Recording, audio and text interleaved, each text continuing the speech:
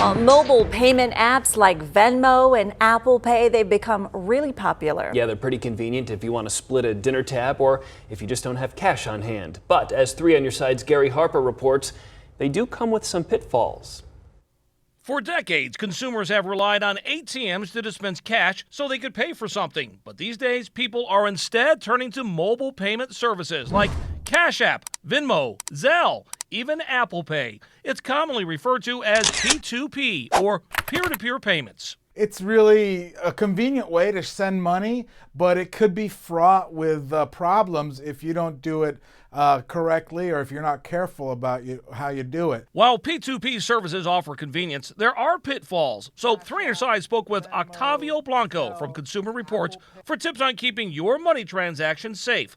For starters, he says, only send money to people you know, because you have to understand P2P transactions are instantaneous and irreversible. The number one thing that I would like people to know, and that I remind people all the time about when they're using P2P products, is that they should only be sending money to people that they know well, whether these be friends or family. The second tip, P2P will ask for access to your contact list to make payments easier. Now, if you're not comfortable with doing this, then don't use P2P.